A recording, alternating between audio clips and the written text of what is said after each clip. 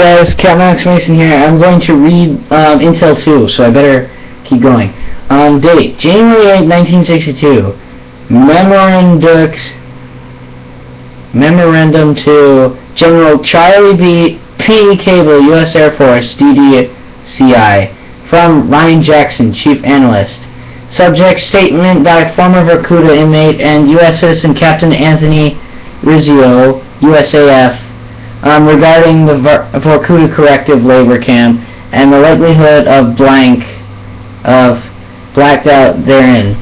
1. Agency analysts met with Captain Rizzo, Korean War veteran and former POW, on the 26th and 27th of March to obtain his account and 5-year internment at the Soviet Penitentiary and Forced Labor Camp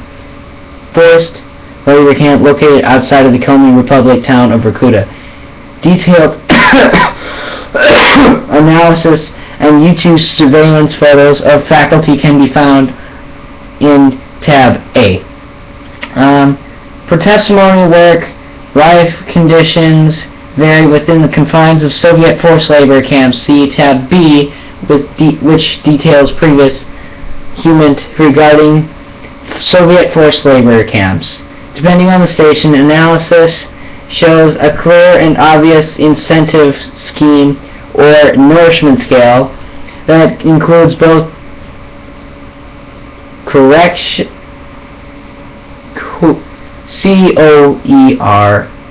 I don't know how to pronounce that word, and self-motivation. In short, the percentage of work quota delivered has a direct effect on the size of the prisoner's clothing, geographical location above the Arctic Circle, and abusive treatment at the hands of the system's security force reinforces the mortality rate listed in statistical analysis is found in tab C. However, witness stated that there were many prisoners who had deteriorated to the point of being no longer human, who ate rats and dogs and refused. These individuals pose a significant sanitary danger to the rest of the population, and the acceptance of a slow death at the hands of infection was rampant. Psychological profile of Captain Rizzio can be found in tab B. Despite these reports, the fact that 1.76 NK prisoners have died in this nation's labor camp since 1930, tab E, and the likelihood of blank surviving blank existence and relying manpower in force to the efforts of Operation Mongoose enclosures. Date, November 1st, 1963. Memorandum to Richard Kane. Richard Kane was one of the guys who worked on the atom bomb in World War II a long time ago. From Ryan Jackson, Chief Analyst. Subject, field operational status of Alex Mason. Dear Sir, on orders of the Office of the DD/CIA, my team has come to the conclusion regarding the future operational status of Operative Alex Mason. The recommendations found herein were considered following due analysis of the full Mason file, which includes but is not limited to psychological profile, service record to date known KGB interrogation techniques, and the transcripts of Operative Mason's debriefing following his recent escape from the Vorkuta Soviet labor camp. For your review, please find the following summary. 1. Regulation. Pre-op psych analysis dated 13th of April 1961, Section I, Section 1, follows the established norms of Operative Mason's previous sessions, dating back to the start of his service. He shows a propensity for action, superior intelligence, creativity, and an element of independence and stubbornness that accounts for his exemplary record. Note, it's important to note that the findings in these psych analyses may no longer hold true considering recent events surrounding the subject's extended Soviet incarceration. However, at this time, my analysis team is unable to come to a full conclusion on the psychological state of Alex Mason in relation to his operational status. All requests for a copy of Mason's psych evaluation immediately following his escape from Soviet custody have been denied. See all attached requests in Appendix A. 2. Mason's service record is nothing short of exceptional. Statements of Frank Woods and Joseph Bowman, Section 2, regarding operations of PATA at the events that led to Mason's arrest are in line with operational choices made by Masons in previous mission successes. Despite the operation's outcome, the actions of Mason, Woods, Bowman, I think that's supposed to be etc., are in line with their capabilities and agency expectations. 3.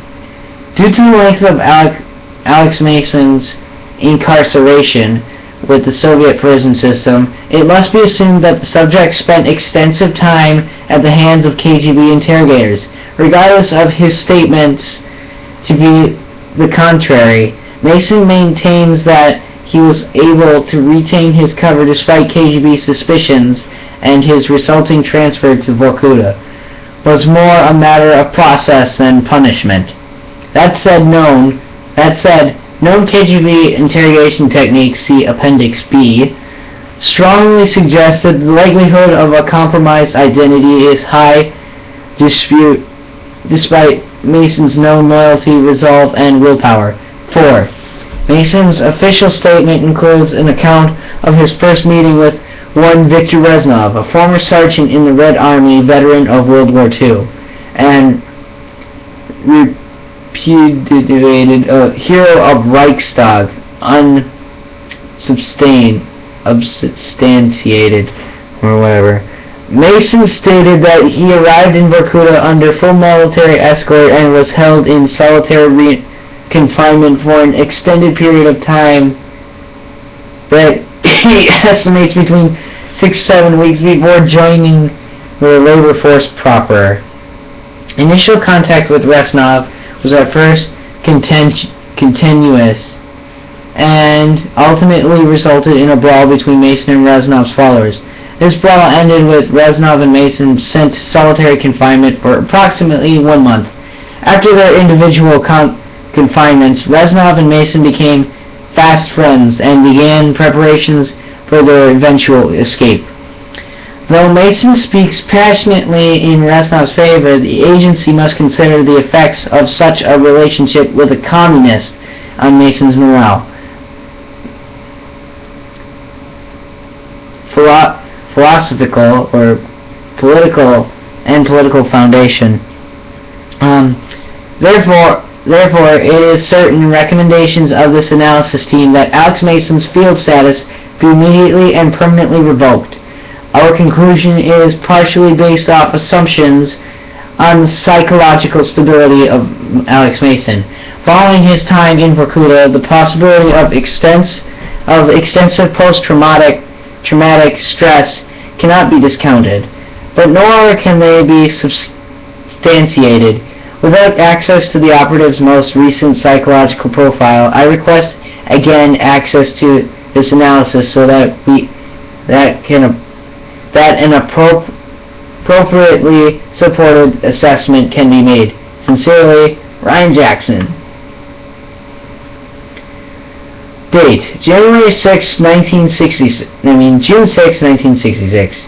To Richard Kane from Ryan Jackson, Chief Analyst. Subject: the Wolf, Reznov, Victor.